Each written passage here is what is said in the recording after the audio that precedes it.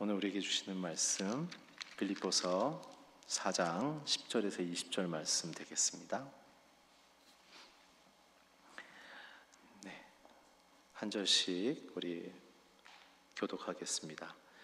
내가 주 안에서 크게 기뻐하는 것은 여러분이 나를 위해 생각하던 것이 이미 싹이 났기 때문입니다. 이에 대해 여러분이 관심은 있었지만 표현할 기회가 없었습니다. 내가 궁핍함으로 이런 말을 하는 것이 아닙니다. 나는 어떤 처지에 있든지 자족하는 법을 배웠습니다. 나는 궁핍에 처할 줄도 알고 풍부에 처할 줄도 압니다.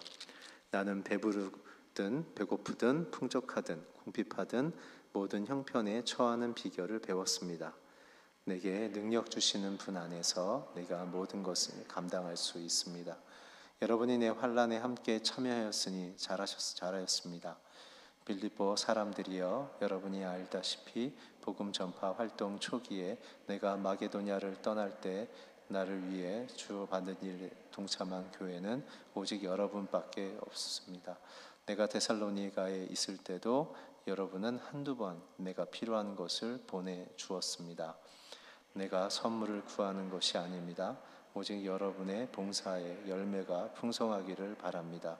지금 나는 모든 것이 풍족하고 넉넉합니다. 여러분에게서 온 에바브로디도를 통해 받은 것으로 인해 풍족하니 이것은 하나님께서 기뻐 받으실 향기로운 제물입니다. 네, 하나님께서 그리스도 예수 안에서 영광 가운데 그분의 풍성하심을 따라 여러분의 모든 필요를 채워주실 것입니다. 함께 읽으시겠습니다. 하나님 우리 아버지께 영광이 무궁하시기를 빕니다. 아멘. 기도하고 말씀 나누겠습니다.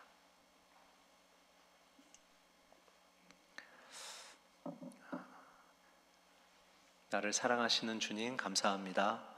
오늘 주님을 사랑하시는 귀한 성도님들 한 분 한 분이 주를 예배하기 위해 이 자리에 모이셨습니다. 하늘문을 여셔서 주께서 예정하신 한 분 한 분을 대한 그 귀한 복과 사랑이 오늘 부어지는 역사가 일어나게 하여 주시옵소서. 예수님의 이름으로 기도했습니다. 아멘. 빌립보 설교를 여러분 들어주셔서 너무나 감사드립니다. 매번 최선을 다해 준비하지만 부족한 설교인데 여러분들이 마음을 다해서 들어주고 계셔서 제가 많이 격려가 되고 또 너무나 감사드립니다. 오늘 빌립보서를 마무리하면서 오늘 제목을 내 만족의 기쁨은 예수 그리스도입니다.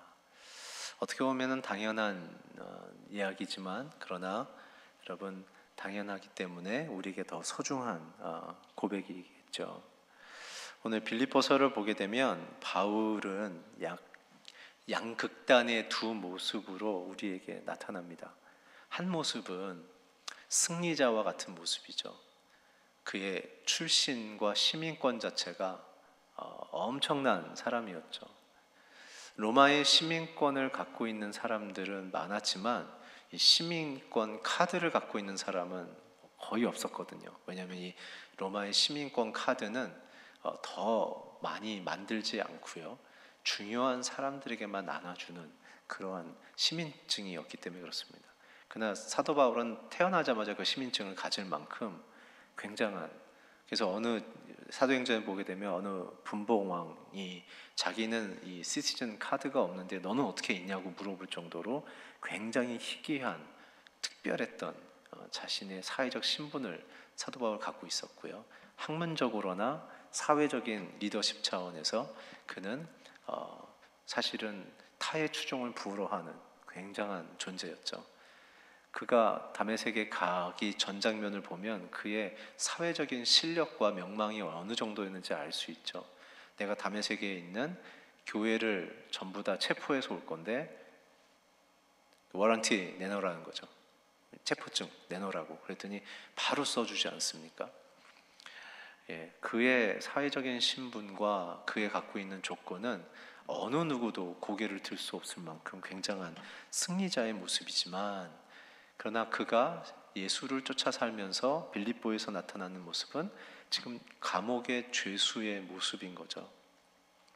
거기에 멈추지 않고 사도 바울은 자기가 개척한 교회에 지금 여러 가지 목회적인 문제, 사람들로 인한 이 사고의 사건들의 문제 때문에 너무나 어려웠고, 이 빌립보서를 쓰는 이유도 사도 바울은 지금 두 여인의 갈등 때문에 교회가 깨지게 될 상황 속에 자기가 죽기 직전인데도 지금 글을 쓰고 있는, 어떻게 보면 굉장히 답답하고 무력한 느낌이 들죠.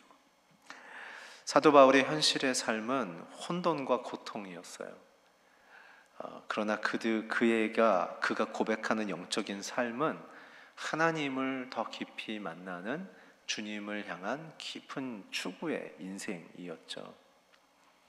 오늘 사도 바울이 빌립보서를 통해서 보여주는 것은 무엇이냐면, 성도들 안에 나타나는 양극단의 모습 속에 혼돈하지 마십시오. 어떤 모습이든 간에 우리는 우리의 모든 근거와 기쁨은 예수 그리스도입니다를 강조한다는데 우리는 초점을 두어야 합니다. 사도 바울이 빌립보서 1장에 그런 얘기했죠. 내가 사나 죽으나 it doesn't matter. 나 상관없다. 다 주님께 속한 일이다. 어떻게 사는 일은 주님께 속한 일이라는 것이 이해가 되는데 어떻게 죽는 것이 주님의 일이라고 얘기했을까요? 사도 바울의 그 자기의 설명을 들어오면 우리가 조금 이해할 수 있죠. 내가 지금 죽는다면 내가 그렇게 뵙기 원했던 예수님을 지금 당장 볼 수 있기 때문에 나는 너무 행복할 것 같습니다. 그 안에 갖고 있었던 사회적인 그 신분과 그 명예보다 예수를 더 고귀하게 생각했기에 사도 바울은 자기가 죽으면 실패하는 것 같지만 사도 바울은 오히려 그 자기가 진정한 승리라고 얘기했던 거죠. 그런데 내가 죽지 않기를 구하는 것은 아직 복음을 모르는 빌립보 교인 너희들 때문에 내가 죽을 수가 없다. 너희들에게 내가 복음을 더 가르쳐야겠다라는, 그래서 내가 고난받는 것을 기쁘게 여기겠다. 고통스럽지만 기쁘다라는 그 이해할 수 없는 이야기. 사도 바울의 마음속에는 내가 죽으나 사는 것도 만만치 않은 일인데 그 모든 것이 예수 그리스도가 허락하신 일이기 때문에 자기는 너무나 기쁘다고 생각하는 거죠. 이게 빌립보서를 통해 보여지는 신자가 가질 수 있는 최상위의 신앙의 상태인 것입니다. 오늘 그래서 11, 12, 13절을 중심으로 제가 이 만족의 기쁨 대신 그리스도에 대한 이야기를 짧게, 그리고 이 빌립보 전체를 아우르는 차원에서 오늘 말씀드립니다. 우리 13절 같이 읽어주시면 감사하겠습니다. 시작. 내게 능력 주시는 분 안에서 내가 모든 일을 감당할 수 있습니다.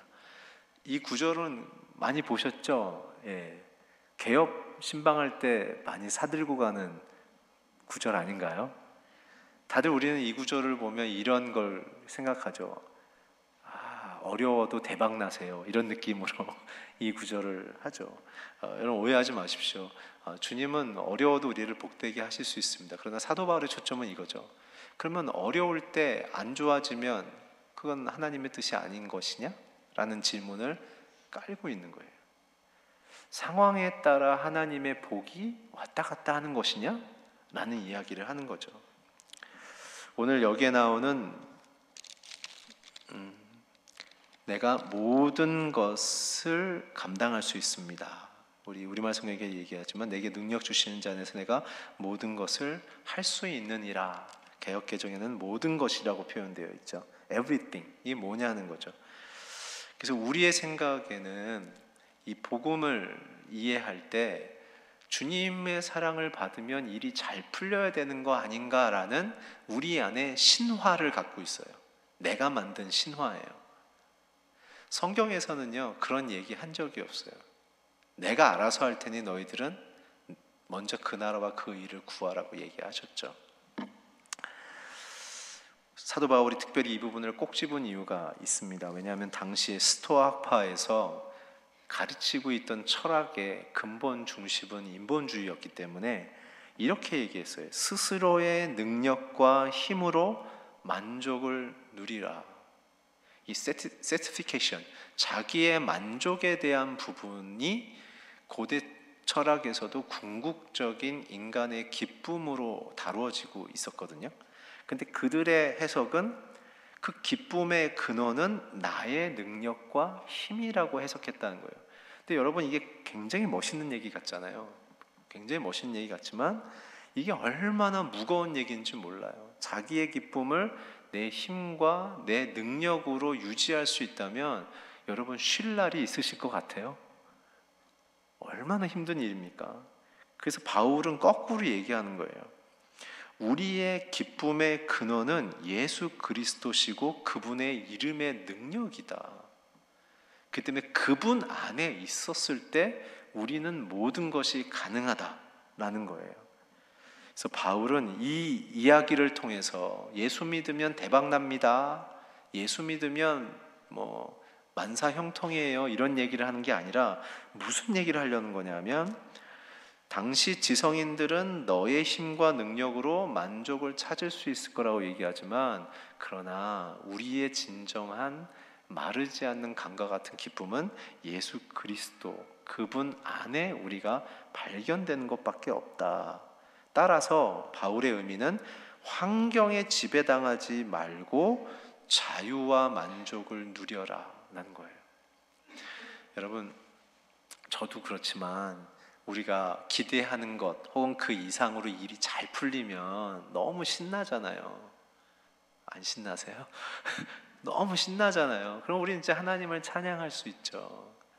근데 여러분, 거꾸로요. 여러분들이 의도하지 않았던 결과가 나오고 오해를 받고 억울함을 경험하고 그리고 병들면 여러분들 마음은 어떠세요? 무겁죠, 여러분. 무겁지만 뭐예요? 우리는 내 안에 계신 예수를 바라보고 확신하기에, 그럼에도 불구하고 우리는 예수께 기뻐하고 감사할 수 있어야 되는 것. 그래서 바울은 자기는 지금 시민권을 발동하면 이 억울한 누명 속에 로마의 감옥에 갇혀 있는 것을 변론하고 해방할 수 있지만 오히려 하지 않는, 예수님처럼 침묵해버리는 방식으로 오히려 그 모든 억울한 상황을 경험하면서 그는 오히려 복음의 진보가 일어나는 것을 기뻐하는 방식으로 살아갔던 것처럼, 바울의 의미는 환경이 좋든 환경이 힘들든 상관하지 말고 그 환경을 허락하신 그 분의 선하심을 바라보며 만족을 느껴라는 거예요. 여러분, 일이 잘 될 때 하나님을 찬양하시는 것도 아름다운 일이에요. 근데 여러분, 그러시지 않으세요? 신앙 안에서 살아보시니까 발견하는 신비로움이, 우리가 예수님을 더 분명하게 볼 수 있는 사건은 우리가 고난 속에 있을 때 아닌가요? 나의 한계를 경험하고 나의 무력감을 경험했을 때, 나의 인생의 모든 가능성의 바운더리의 너머에 계시는 그 하나님을 볼 때 우리는 비로소 안정감과 안도감을 누리면서 그분의 선하신 인도하심 안에 참 기쁨을 누리죠. 이런 모습들은 너무나 주변에서 많이 보지 않습니까? 열심히 사업하다가 어쩔 수 없이 부도를 당했을 때 처음에는 억울하고 답답하고 성실하게 일했는데 왜 내가 이런 일을 당하나? 이건 다 인과율이잖아요. 내가 선하고 최선을 다했으면 좋은 결과가 나와야 된다는 이 인과율에 대한 억울함 속에 주님께 얘기하지만, 그러나 신앙 안에서 이 일을 겪은 분들의 결과를 보면 인간이 바뀌어지는, 자기가 바뀌어지는 복을 경험하게 되죠. 많은 분들은 신앙의 힘을 빌려서 환경을 개선하고 싶어 해요. 더 좋은 집, 더 안정된 샐러리, 더 확실한 어떠한 내 인생의 이런 확인된 어떤 인간관계의 보장들을 원하죠. 여러분, 근데 인생을 살아보시지만 아시겠지만 그게 얼마나 부담스럽고 얼마나 무서운 일인지 아시죠? 그런 걸 받으면요, 더 많이 내놔야 되는 인생의 부담들이 있어요.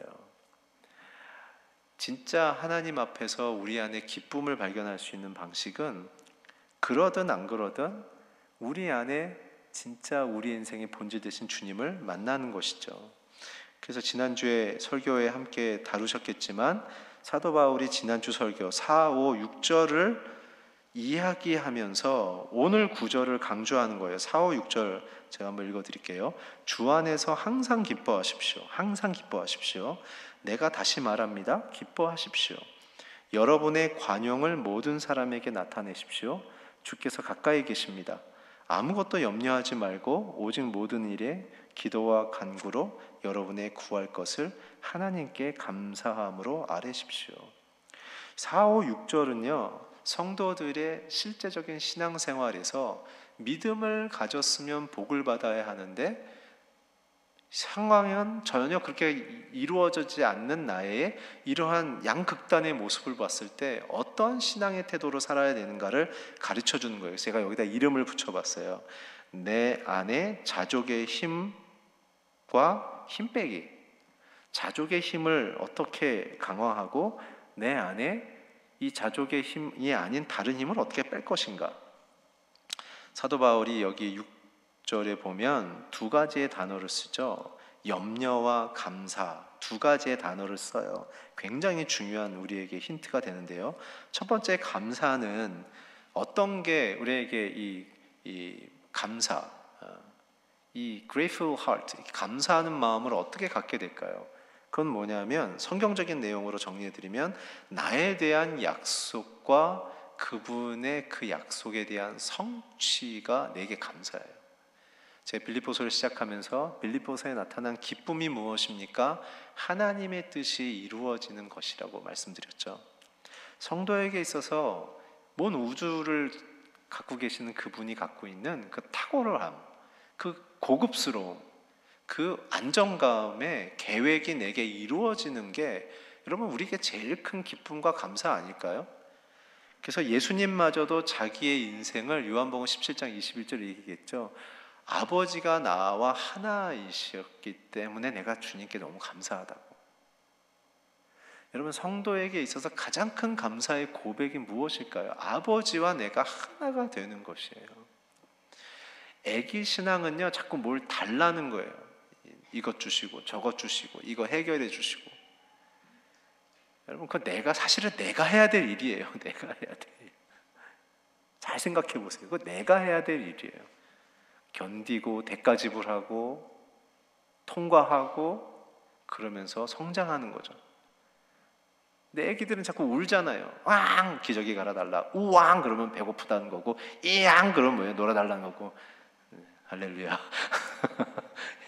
번역기가 우리 안에 필요하죠. 근데 진정한 감사는 상황에 관계없이 하나님이 나에 대한 그 고급스러움, 그 아름다운 약속이 내게 이루어지는 것을 갈망하고 기대하는 것. 저는 설교를 준비하면서 여러분과 제 안에 이 하나님이 계획하신 모든 계획들이 다 일어나기를 기도했습니다. 여러분들 인생 속에 하나님의 뜻이 이루어지기를 주의로 축원합니다. 그의 반대로 사도 바울이 힘을 빼야 될 부분을 얘기하죠. 그건 염려예요. 아무것도 염려하지 말고 라고 얘기하죠.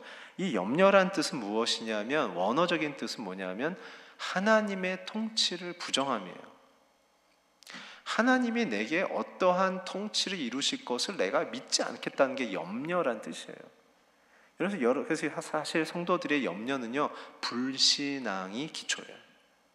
하나님이 내게 선하지 않다는 믿음 때문에 갑자기 불안해지는 거예요. 이거 어떻게 살지? 이게 어떻게 되는 거지? 하나님의 선하심을 믿는 사람은요 고통 속에서도 찬송합니다. 눈물 나도 기대하는 거예요. 그리고 내가 그동안 했고 받았던 일에 대한 보상이 안 오더라도 또다시 선한 하나님에 대한 기대감으로 그 길을 가는 거예요, 여러분.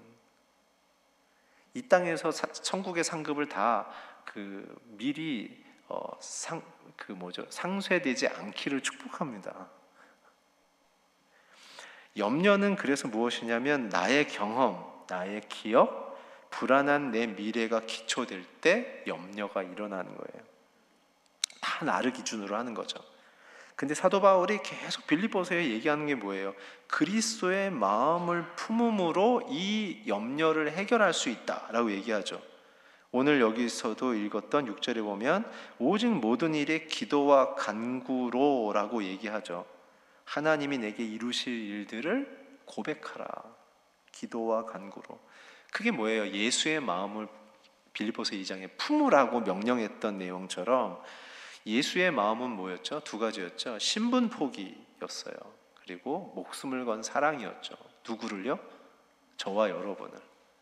아니 그런 확실한 대우를 받고 있고 그런 확실한 보상을 이미 받았고 그런 확실한 약속의 관계이면 오늘 생명을 주시는 분이 우리의 인생의 현실의 문제뿐만 아니라 우리가 주님을 위해서 쓰임받기를 원한다는 그 간절한 그 헌신 속에 하나님이 우리를 복되고 빛나게 하지 않겠냐는 게 사도 바울의 이야기인 거죠. 결국 이 얘기는 뭘까요? 우리의 두려움, 우리의 염려, 우리의 근심은 예수가 나를 위해서 죽었다라는 그 신앙에 대한 불안증이 생겼다는 거예요. 나를 위해서 목숨을 바쳐준 분이 있다면 여러분 내가 그 이상의 대우를 받을 수 있을까요?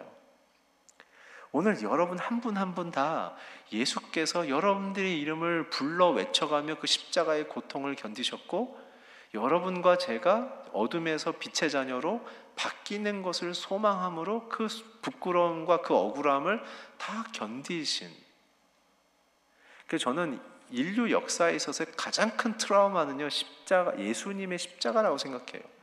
거룩한 하나님이 죄인으로 억울하게 누명 쓰셨어요. 이거보다 더 억울한 게 어딥니까? 자기가 모든 사람을 제압할 수 있는 힘이 있지만 전혀 쓰지 않고 도살장에 끌려가는 양처럼 자기를 내어주는 자발적인 죽음으로 가는, 자발적 가난으로 들어가는 그분의 희생, 나와 여러분을 살리기 위한 그 자발적 희생만큼 우리를 향한 진정한 사랑이 어디에 있겠어요? 여러분 힘내세요. 여러분들 이미 그 사랑을 받으신 분들이세요. 다시 그 사랑에 눈을 돌리시기를 바라요. 그래서 지난주에 하셨던 설교의 5절에 보면 여러분의 관용을 모든 사람에게 나타내십시오. 이 관용이란 뜻은요 원어적인 뜻에서는 뭐냐면 훌륭한 합리성을 가진 기쁨이란 뜻이에요. 다시 기쁨이란 얘기예요. 내 기쁨이 그냥 뭐가 맛있어서 뭐가 신나서가 아니라 예수가 나를 위해서 생명을 바쳤다니, 신의 아들이 나를 위해서 죽었다니 내가 그렇게 귀한 존재야?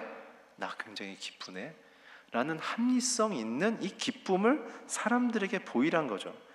따라서 오늘 결론적으로 이 기쁨을 통해 우리가 추구해야 될 방향성은 뭐냐면 두 가지입니다. 하나님의 아들이 나를 위해서 죽은 것에 대한 이 기쁨, 훌륭한 합리성이 있는 기쁨을 우리가 받았다면 첫 번째는 하나님의 성품이 내 안에 형성돼야 돼요. 왜냐하면 목숨 건 그분을 닮고 싶지 않겠어요. 두 번째는 우리의 각자에게 행하시는 구원의 과정과 시간을 살아내셔야 돼요. 여러분 예배를 잘 드리시고 찬양을 잘 드리시고 말씀을 잘 들으시고 기도를 잘 하시고 큐티를 잘 하셔서 감동받고 은혜를 받는 건 너무 귀한 일입니다. 매일매일 그렇게 매 순간마다 여러분들이 그렇게 되시길 바라요. 근데 여러분 기억하세요.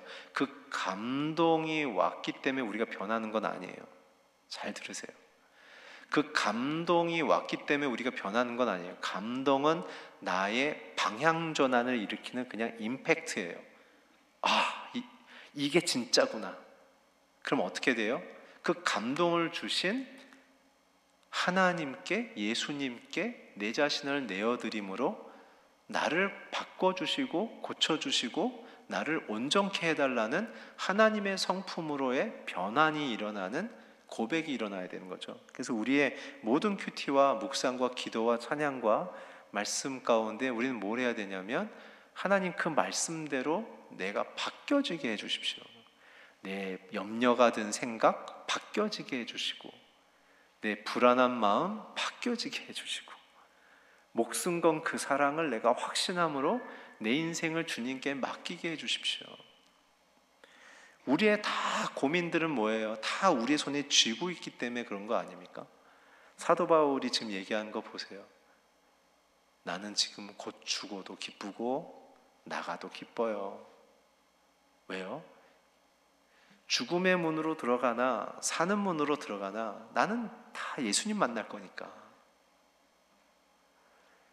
여러분, 저와 여러분이 어떤 상황을 만나든지 예수와 함께하고 있다는 사실을 잊지 말길 주의로 축복합니다. 고통받고 있는 나에 너무 묵상하면요, 연민에 빠져요. 자기 연민에. 내가 말이야 그냥 이 남자를 만나가지고 그때 그 남자로 갈걸 뭐 이러면서 내가 이 남자 쫓아서 여기까지 캐나다까지 와가지고 아니에요. 여러분, 최선의 선택이셨고 최상의 길이세요. 고통이 있을지라도 이 과정이 없었으면 저와 여러분은 이렇게 예수를 잘 믿을 수가 없어요. 동의의 한숨이 나왔습니다. 그래서 사도 바울은 빌립보서 속에 계속 자기의 퍼스펙티브스를 이렇게 집중하는 거예요. 뭐냐면 예수가 낮아지셔서 높아지셨다. 그 낮아지심과 높아지심 사이는 오직 예수님은 하나님의 뜻에 대한 순종과 헌신만으로 그분에게는 영광의 옷이 입혀졌다는 걸 얘기하는 거예요. 여러분, 낮아지던 높아지던 예수님처럼 하나님께 순종하는 마음으로 서 있는 자들에게만 영광의 옷이 입혀지게 되어지는 것입니다. 여러분들의 최선을 다한 성공으로 하나님이 영광을 받으시겠지만 그것이 하나님의 영광의 실체는 아니에요. 무슨 말인지 이해하시죠?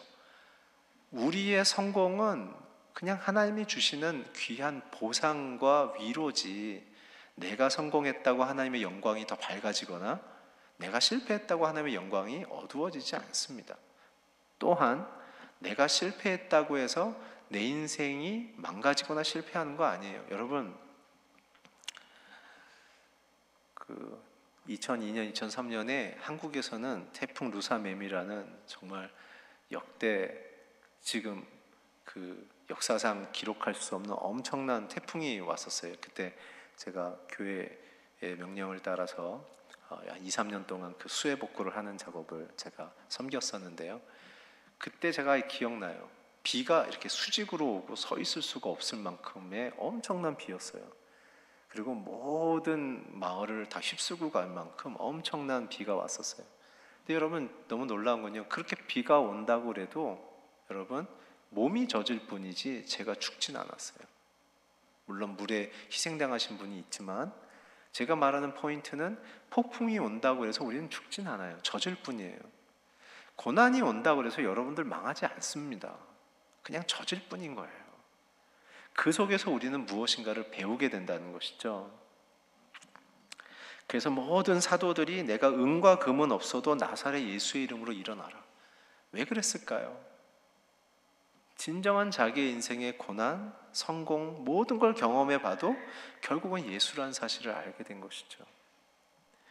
오늘 우리의 이 자족, 만족의 근원이 예수 그리스도인 것을 기억하시고 그분이 저와 여러분에게 주실 약속인 것을 기억하시기를 축복합니다. 두 번째, 우리 함께 마지막으로 보겠는데요. 우리 11, 12절 본문 같이 읽어주세요. 시작. 내가 궁핍함으로 이런 말을 하는 것이 아닙니다. 나는 어떤 처지에 있든지 자족하는 법을 배웠습니다. 나는 궁핍에 처할 줄도 알고 풍부에 처할 줄도 압니다. 내가 배부르든 풍족하든 궁핍하든 모든 형편에 처하는 비결을 배웠습니다. 그러면 이렇게 자족하는, 만족하는 건 어떻게 형성이 되는가라는 거죠. 저는 이 오늘 1절, 12절을 통해 두 가지를 함께 나누고 싶어요. 첫 번째는 고백하기예요. 고백하기. 13절에 나온 것처럼 12절에 나온 것처럼 모든 형편에 처하는 비결을 배웠다라는 거죠. 모든 형편에 처하는 비결. 좋든 나쁘든 우리는 그 속에서 그리스도와 함께 살아내는 힘을 얻는 것이 신앙의 최절정의 상태다라는 거죠. 그래서 첫 번째 이 상황을 가기 위해서는요, 첫 번째 고백하기예요. 뭘 고백해야 되냐면 내게 능력 주시는 예수님 안에 내가 있다라는 것을 고백하셔야 돼요. 한번 따라해 주시겠어요? 나는 내게 능력 주시는 예수 안에 있다. 이걸 날마다 선포하셔야 돼요. 안 그러면 자꾸 자연인으로서의 자기를 묵상해서 내가 어떡하지 생각해요. 그러면 망하는 거예요. 내 안에 있는 예수가 내게 어떻게 하실 거지를 묵상하셔야 돼요. 내가 가져가야 할 능력과 목적은 예수 안에만 있다는 것이죠. 그래서 사도 바울은 모든 형편에 처하는 비결을 자기는 배웠다라는 거예요. 모든 형편에 처하는 비결. 이게 신앙의 최상위의 내용인 것입니다. 잘 나갈 때도 예수를 붙잡고 살고, 잘 내 마음대로 안 될 때도 예수를 붙잡고 사는 사람들. 이 사람들은 세상을 감당할 수가 없어요. 사도 바울이에요. 그래서 사도 바울이 이 부분을 고린도 교회의 이 표현을 이렇게 자세히 설명하는 부분이 있어요. 우리 고린도후서 6장 13절부터 10절을 자막을 통해 함께 읽어주시면 감사하겠습니다. 시작. 우리는 무슨 일이든 아무에게도 꺼리낌이 되지 않으려고 합니다.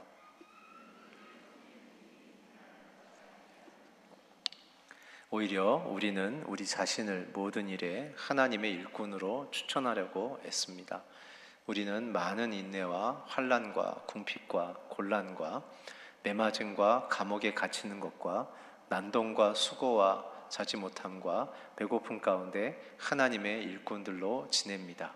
또한 우리는 순결함과 지식과 오래 참음과 친절함과 성령과 거짓 없는 사랑과 진리의 말씀과 하나님의 능력으로 일합니다. 또 우리는 오른손과 왼손에 의의 무기를 들고 영광과 모욕, 비난과 칭찬을 동시에 겪으며 일합니다. 우리는 속이는 사람 같으나 진실하고, 무명한 사람 같으나 유명하고, 죽은 사람 같으나 보십시오, 살아 있습니다. 우리가 징벌을 받는 사람 같으나 죽임을 당하지 않고, 근심하는 사람 같으나 항상 기뻐하고, 가난한 사람 같으나 많은 사람을 부유하게 합니다. 아무것도 없는 사람 같으나 모든 것을 가진 사람입니다. 성도들은요, 양극단을 스펙트럼으로 다 경험할 수 있다는 거예요. 영광 속에 있지만 모욕 속에도 있다는 거죠. 명예 속에도 있지만 치욕 속에도 있을 수 있다는 거예요. 가난한 사람 같지만 다 가진 자처럼 산다는 것이죠. 우리의 인생은 양면을 다 갖고 있는 거예요. 그래서 사도 바울은 계속 얘기하는 거예요. 세상의 어떤 도전 속에서도 우리의 이 복음의 오름을 지켜내는 것이 중요한 것이지, 내가 어떤 스테터스로 가야 되는 것인가, 그거는 하나님의 예정하심 속에 우리가 누리게 될 복인 것이지, 그게 복음의 보상은 아니다라는 거죠. 두 번째는요, 집중하기예요. 첫 번째는 내 모든 능력은 예수 안에 있다라는 것이었다면, 두 번째는 집중하는 거죠. 뭘 집중해요? 하나님이 오늘 내게 이루실 것을. 사람들의 인정을 받는 것이 아니라 하나님이 오늘 내게 이루실 게 뭔지를 깊이 묵상하십시오.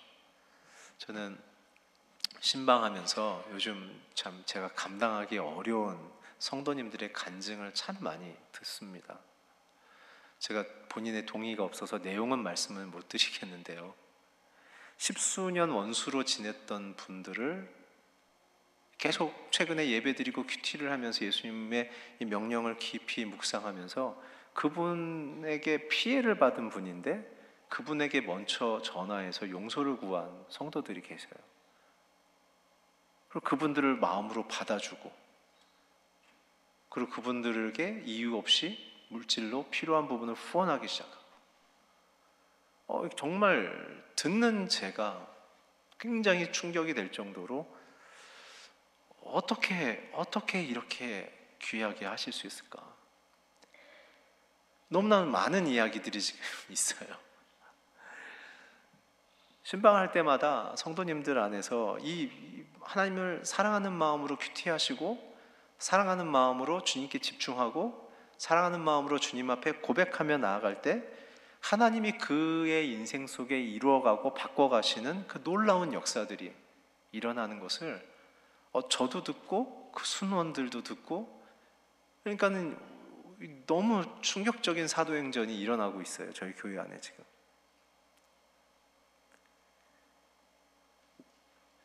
또한 이런 변화들도 있어요. 이전에는 자기가 옛날에 헌신했던 얘기, 또 옛날에 대학생 때 예수 만났던 얘기, 옛날에 주님 앞에 열정적이었던 얘기가 자기의 모든 순모임의 내용이었는데, 최근에는 이 나눔의 유효기간이 생긴 것 같아요. 이번 달에 만난 예수님, 이번 주에 함께한 예수님을 성도들이 열심히 나누기 시작하신다는 거예요. 아니, 지금 사도 바울이 빌립보 교인들에게 부탁했던 일들이 지금 저희 교회 안에 일어나고 있다니까요. 여러분들 안에 일어나기 시작했어요. 주님을 고백하기 시작했고, 주님께 집중하기 시작하면서 이제 형식적인 신앙, 관념적인 신앙을 떠나서 진짜 사람들이 보기에는 왜 저렇게 하나 얘기를 할 정도지만, 그러나 그 안에 진짜 예수가 있어서 예수의 그 모습대로 기쁘게 순종하며 나가는 모습들이 이미 시작됐고, 그 삶들이 이미 열매 맺어서 사람들에게 나눠주기 시작했다는 것이죠. 저는 그래서 그 성도님들을 떠올리며 이 말씀을 묵상할 때, 신앙이란 이런 것이구나. 소망과 절망 속에서 예수 안으로 들어가는 방식인 거구나. 신앙이란 교회 안에서 내가 누군가를 인정받는 방식이 아니라, 소망의 문을 열어도 예수고 절망의 문을 열어도 예수를 만나는 상태로 들어가는 게 신앙이구나. 자기의 상황과 관계없이, 자기의 상황과 관계없이. 예전에 한국에서 제법 알려진 스타트업 기업을 하셨던 순장님이 계셔요. 근데 사업이란 게 그렇지 않습니까? 본인이 열심히 하고 아무리 잘해도 여러 가지 상황의 어려움 때문에 그 기업이 문을 닫을 수밖에 없는 상황들이 있죠. 그런 상황에 빠지셔서 결국 이분이 문을 닫게 됐어요. 너무나 안타깝고 억울한 상황이었는데, 그분이 저한테 와서 그러죠. 목사님, 그동안 기도해 주셔서 감사하고 제가 잠깐 순장을 내려놓으려고 합니다. 그래서 왜요? 그랬더니 제가 덕이 안 되는 것 같아요. 그래서 무슨 말씀이에요? 그랬더니 제가 망했잖아요. 제가 그랬어요. 집사님, 망했을 때 더 순장하세요. 왜요? 성공했을 때는 집사님이 드러나지만 망했을 때 순장하면 집사님을 통해 예수만이 드러나지 않겠어요? 근데 그분이 눈물을 툭 흘리시면서 알겠다고. 저는 그분의 순종하는 모습을 보면서 진짜 신앙이란 이런 게 아닌가. 자신의 영광의 문을 찾아 헤매는 목마른 자가 아니라 절망과 실망의 문을 열었을 때도 예수를 발견하는 자들이 진짜 신앙인이 아닐까. 사도 바울이 우리를 위로하고 권면하는 게 있어요. 지난주에 본문에 보게 되면 5절에 보면, 여러분의 기쁨을 모든 사람에게 나타나십시오. 주께서 가까이 계십니다. 원어에는 당신 옆에 계십니다. 이런 말이에요. 우리가 염려 속에서도 기뻐할 수 있는 이유가 있다면, 주님이 여러분과 가까이 계시기 때문입니다. 오늘 사도 바울은 끊임없이 얘기하는 거예요. 예수의 마음은 자기의 목숨을 내놓고 자기의 영광을 버리고 나를 위해서 죽는 것입니다. 그 죽으신 분이 당신을 향한 하나님의 목적을 이루기 위해 당신을 위해 지금 일하고 계십니다. 여러분, 지금 너무 힘드세요? 너무 어려우세요? 너무 막막하세요? 사람들이 내 맘처럼 반응 안 하세요? 여러분, 지금이 주님이 가까이 계실 때예요. 지금이 주님이 여러분과 제일 가까이 계실 때예요. 우리가 기쁨을 못 갖는 이유는 하나님의 일하심을 기다리지 못하기 때문에 그래요.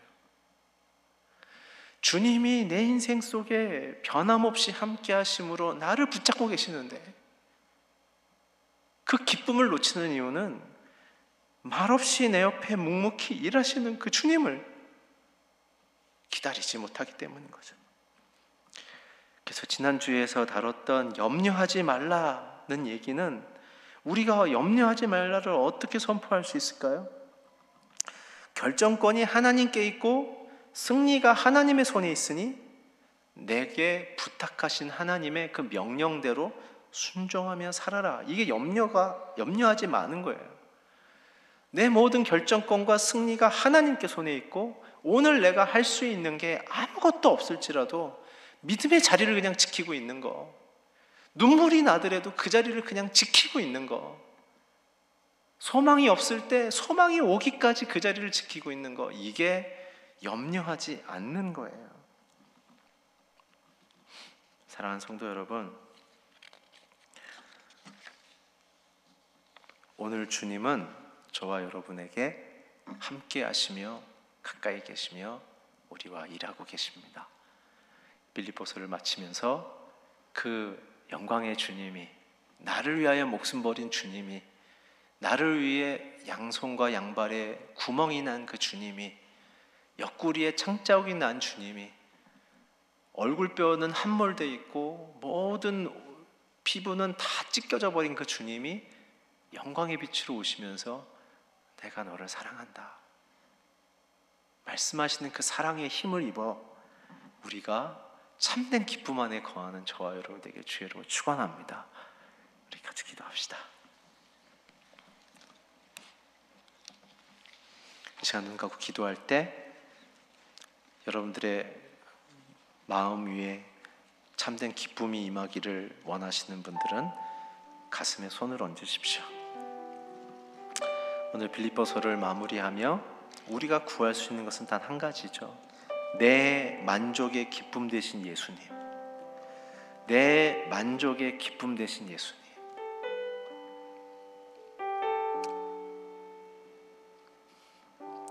난 참 할 수 있는 게 없습니다, 주님. 몸부림치고 최선을 다해도 늘 그 자리고, 늘 외롭고 더 깊이 함몰된 것 같은 이 답답하고 막막한 인생 속에 오늘 깊은 감옥에 있었지만 사도 바울이 내 인생의 참된 기쁨은 예수님이라고 얘기하고 살든지 죽든지 그분이 내게 전부라고 얘기했던 것을 우리가 함께 마음으로 품으며, 주님, 내 안에 있는 모든 염려들이, 내 계획, 내 경험, 내 바램, 내 상처, 내 열등의식으로부터 시작된 이 모든 염려들이 하나님이 이루실 일들에 대한 감사한 마음으로 바뀌게 해주십시오.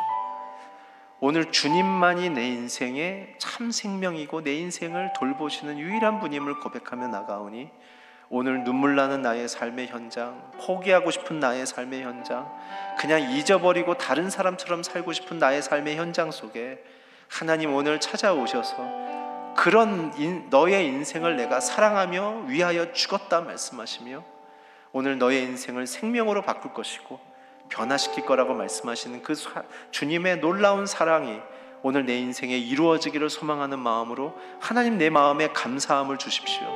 모든 염려가 떠나가게 하여 주시고 주님을 감사하는 마음으로 바라보게 하여 주시고 나를 향한 주님의 목숨 건 그 복의 계획, 목숨 건 주님의 일하심이 오늘 내 인생에 찾아와 붙들며 힘을 얻으며 주 앞에 나아갈 수 있도록 오늘 내 만족의 기쁨 되신 주님 내게 임하여 주시옵소서.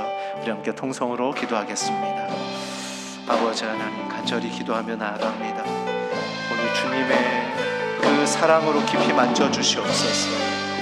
오늘 주님의 사랑으로 깊이 만져주시옵소서. 오늘 우리의 귀한 성도님들 외롭고 눈물 나며 무너져 있으며 예수의 사랑 앞에 엎드려져 있는 그 모든 간구함 속에 하나님 한 분 한 분 찾아가 주셔서 그 모든 마음 쓰다듬어 주시고 외롭고 고통스럽고 답이 없는 내 마음 속에 오늘 예수님의 사랑으로 만져주시고 고쳐주시고 치유하여 주시고 오늘 내가 너를 위하여 죽고 부활한 예수란 마음을 고백하게 하여 주셔서 한 분 한 분 채우시며 고치시며 싸매시며 변화시키시는 역사가 있게 하여 주시고 하나님 오늘 주의 위로의 눈물과 사랑 앞에 주 앞에 서게 하시고 주의 위로의 눈물과 사랑 앞에 주 앞에 서게 하여 주시고 고쳐주시고 치유하여 주시고 회복시켜 주시옵소서. 하나님만을 바라보니 주님 도와주시옵소서. 긍휼히 여기시고 불쌍히 여기시고 오늘 참된 그 주님의 아름다움만을 바라보며 고백하며 나갈 수 있도록 역사하시며 임하여 주시옵소서. 마지막 한 번 더 기도할 때, 하나님, 날마다 내게 능력 주시는 예수님 안에 내가 있음을 고백하게 하여 주시고, 그리고 날마다 주님이 내게 이루실 일만을 집중할 수 있도록 오늘 주님만 바라보게 하여 주시옵소서. 오늘 내게 능력 주시는 자 안에서 내가 발견되며 살아가게 하여 주시고, 내 생각과 말 모든 행동 모든 것들이 주님이 이루실 계획에 합당하게 변화되어져 주님만을 기대하며 소망하는 인생으로, 오늘 내 인생이 주님을 고백하며 주님께 집중하는 인생으로 변화되어져 하나님, 내 인생이, 내 가정이, 우리의 교회가, 이 모든 캐나다 땅이 하나님 주의 영광 안으로 들어갈 수 있도록 우리를 변화시켜 주시옵소서. 우리 함께 통성으로 기도하겠습니다. 하나님 아버지, 우리의 인생 속에 주님만을 고백하기 원합니다. 주님께만 집중하기 원합니다. 우리의 마음 속에 허탄한 생각과 허탄한 마음들로 헤매이지 않게 하여 주시고, 예수의 이름, 예수의 마음, 예수의 생각으로만 가득하게 하여 주셔서 하나님, 오늘 내게 이루실 일들을 기대하며 소망하며 주의 얼굴을 바라보며 나갈 수 있도록 하여 주시옵소서. 하나님, 우리 성도님들 주님만을 고백하며 주님만을 기대하며 주님만을 바라보며 내 인생에서 일하시는 그 예수님만을 선포하며 나갈 수 있도록 역사하시며 임하여 주시옵소서. 아버지, 함께 하소서. 아버지, 임하소서. 아버지,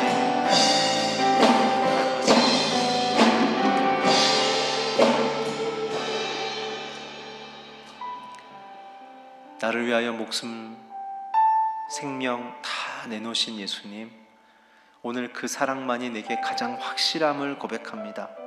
우리 사랑하는 성도님들, 오늘 염려의 마음이 변하여 감사의 마음으로 바뀌게 하여 주시고, 주님만을 고백하며 집중하게 하여 주셔서 주님이 이루실 일들만을 선포하며 간구하며 고백하며 나갈 때, 오늘 주께서 가까이 계심으로 내 인생에 일하시는 그 아름다움을 경험할 수 있도록 하나님 역사하여 주시옵소서. 하나님, 우리의 심령이 주님의 것임을 고백합니다. 이 빌립보서를 통하여 우리에게 쏟아부어 주셨던 인생의 놀라운 은혜와 사랑, 또한 용기와 격려들이 오늘 귀한 성도님들의 삶을 날마다 이끌어가게 하여 주시고, 예수만이 나의 모든 것임을 고백하며 나갈 때마다 주님 앞에 늘 승리하는 인생 되게 하여 주시옵소서. 감사 찬양 드리며 예수님의 이름으로 기도했습니다. 아멘.